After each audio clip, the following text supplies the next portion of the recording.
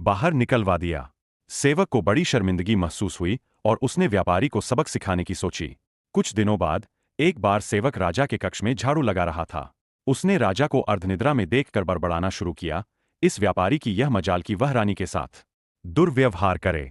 यह सुनकर राजा अपने बिस्तर से कूद पड़ा और उसने सेवक से पूछा, क्या यह वाकई में सच है?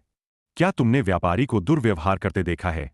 सेवक ने तुरंत राजा के चरण पकड़े और बोला, मुझे माफ कर दीजिए, मैं पूरी रात जुआ खेलता रहा और सो न सका, इसीलिए नींद में कुछ भी बड़बड़ा रहा हूं। राजा ने कुछ बोला तो नहीं, पर शक का बीज तो बोया जा चुका था। उसी दिन से राजा ने व्यापारी के महल में निरंकुश घूमने पर पाबंदी लगा दी और उसके अधिकार कम कर दिए। अगले दिन जब व्यापारी महल में आया तो उसे संतरियों ने रोक दिया। यह देखकर व्यापारी बहुत आश्चर्यचकित हुआ। तभी वही खड़े सेवक ने मजे लेते हुए कहा, ए संतरियों, जानते नहीं ये कौन है? ये बहुत प्रभावशाली व्यक्ति है और तुम्हें बाहर फिंकवा सकते हैं, जैसा इन्होंने मेरे साथ अपने भोज में किया था। तनिक सावधान रहना। यह सुनते ही व्यापारी को सारा माजरा समझ में आ गया।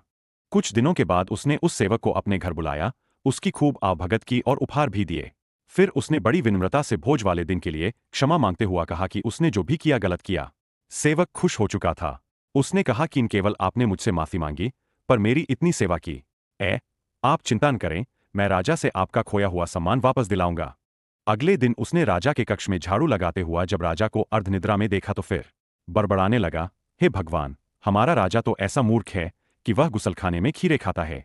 यह सुनकर राजा क्रोध से भर उठा और बोला, मूर्ख सेवक, तुम्हारी ऐसी बोलने की हिम्मत कैसे हुई? तुम अगर मेरे कक्ष के सेवक न होते तो तुम्हें नौकरी से निकाल देता। सेवक ने दोबारा चरणों में गिरकर राजा से माफी मांगी और दोबारा कभी न बड़बड़ाने की कसम खाई। उधर राजा ने सोचा कि जब यह मेरे बारे में ऐसे गलत बोल सकता है, तो अवश्य ही इसने व्यापारी के बारे में भी गलत हो बोला होगा, जिसकी वजह से मैंने उसे बेकार में दंड दिया। अगले दिन ही राजा ने व्यापारी को महल में उसकी खोई प्रतिष्ठा वापस दिला दी। इसलिए कहा जाता है कि सभी का सम्मान करें।